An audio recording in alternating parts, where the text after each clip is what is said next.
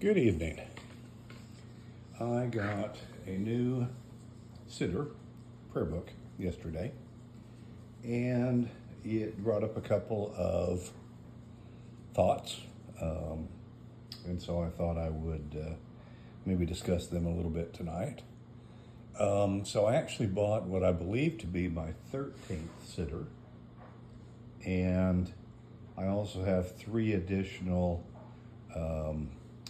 High Holy Day prayer books, which are not included in those, so I guess 16 total. I probably use, 1, 2, 3, 4, 5, 6. I probably use 6 of them, so nearly half, fairly interchangeably, or I have different prayers that I like from different Siddurim. The newest Siddur is the thumbnail of this particular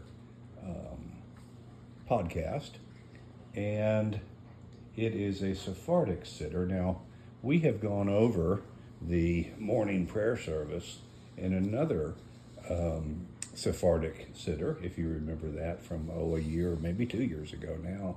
I don't remember exactly how long ago it was, and that was very enjoyable. This one is an intralinear, which has the Hebrew, which I'm working on mine, and the English, one over the other. And so I enjoy being able to stop, concentrate on a word, read a word, concentrate on a word, or if I'm making sure that the English is being true to the Hebrew, etc. It's quite a good book for that. The last one I got was a transliteration, which was also good. And I think between the two, I'm really going to be able to work on my Hebrew now a bit more. You know, I can say the basics, the blessings, that type of thing, but I would like to be better at it. I'm older. I've learned 2 languages in my life, and I guess I'm just a little slow on the third. So anyway, it made me think about when one converts, what does he or she do as far as which tradition do they follow and which minhag do they follow? And I will use tradition for Ashkenazi versus Sephardic. And my main rabbi in my conversion and in my bet din was Sephardic. So I have elected to take on the traditions of the Sephardic Jews. So this prayer book will actually help me in certain areas. For example, when the Ashkenazi say heavenly powers, this prayer book talks about the angels, etc. No angel worship, no angelology, but simply using some slightly different words. And from what I've read so far, I did my Amidah this morning with it, and I'll do Shema in the morning with it. And just see kind of how it goes. So anyway, so I have decided on the Sephardic way of life. This tends to be the Jews from the Mediterranean, from northern Africa, from Spain, and Portugal. Ashkenazi tends to be the Jews from Germany and the surrounding European countries in that general vicinity. Ashkenazi Jews speak, or in the olden days, spoke Yiddish as their vernacular. And you know a few Yiddish words. Verklempt, you know, when something's just got you all out of sorts. Gesundheit is another. And there are several others that I can't remember, a number of others that we use on a daily basis, generally. Ladino tends to be a little less common. It is the vernacular of the Sephardic Jews. And what they've done is in both languages, or in both Yiddish and in Ladino, they have taken Hebrew and added words from other languages in order to come up with kind of a new dialect, a new language. So if you understood German and Hebrew, you would probably understand most Yiddish. Whereas if you understand Spanish and Hebrew, you would tend to understand most Ladino. I looked at a few words. The one that caught my eye was Kayades, K-A-Y-A-D-E-S. And it means to become quiet or to be quiet. And the interesting thing is, in Spanish, of course, that's callate or cayetes, or I can't remember how we would be. But anyway, it's a very similar word, and what they've done is taken that out of the other language and brought it into the Ladino language. Finally, I just wondered, I don't know that I've ever talked about conversion on here. I'm a convert, as I mentioned. I converted nearly a quarter century ago, and I converted from, I won't even tell you what I converted. I was Christian, but we'll leave it at that. Whether you accept my conversion or don't, whether you want to argue with me about it, whether my reasoning was good, etc., that's why I really don't go into a lot of detail with anybody. That's academic. As one preacher friend of mine said years ago, he was talking about revival, but I think the same is true about relationship. Mine doesn't depend on you, and yours doesn't depend on me.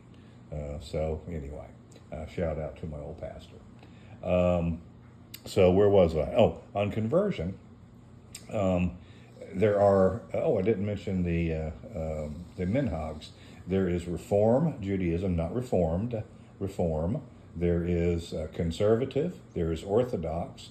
There's also ultra-Orthodox, and there is Reconstructionist, and there is, what is the name of the other one? Oh gosh, it slipped my mind now. Maybe it'll come back to me. Well, anyway, so Orthodox and ultra-Orthodox obviously tend to be the most observant of halakha, Jewish law, and then it moves down through Reform and Reconstructionist, who take it seriously, but not always literally, so to speak, same as with, they would say, with some of the Bible. Reform is basically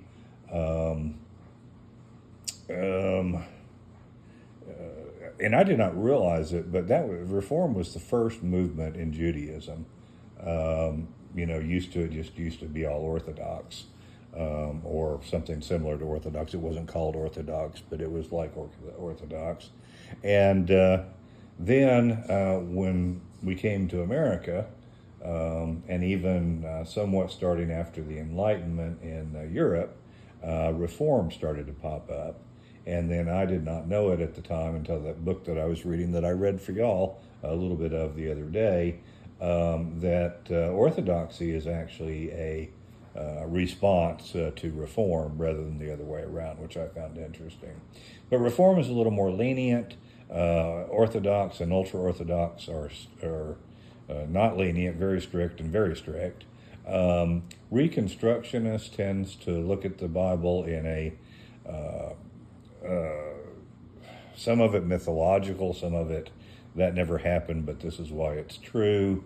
Some of it in true fashion. It really just depends on what we're talking about. Don't want to make a blanket rule one way or the other. But as far as some of the commandments that are kind of, shall we say, seem to our modern minds outdated and don't really mean anything. One of the things that I really like about Reconstructionists is they tend to go back to those and tend to respin them and make them into something, more that you can internalize better. I don't know that it was the Reconstructionists that did this, but let's say, for example, not eating meat and dairy.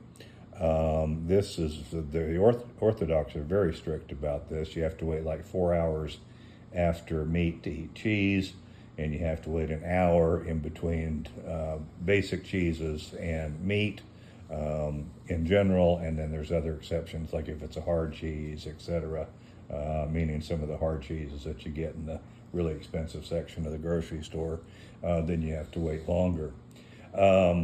But the way that has been reconstructed is that, well, maybe the fact that it's mentioned 3 times and that type of thing, and the commandment is actually do not see the kid in its mother's milk. So we're talking about a goat or a lamb, and of course its mother in its mother's milk. But all that aside, if for some reason you put all those arguments forward and say, well, that's kind of a silly rule, we don't need to keep that, whatever, then what the reconstruction of that is that the meat represents death and the milk represents life, and therefore they're not to be mixed together. So it's just an example. So anyway, that's my take. Conservative is kind of middle of the road. They still use Hebrew in all of their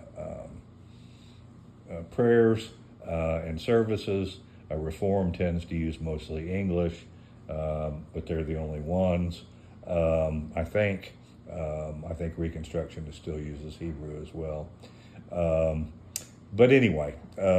And as far as conversion, if anybody would like to convert, or if they have any questions about conversion, not necessarily to convert, but if they have questions about conversion, I'd be happy to entertain those in the chat below.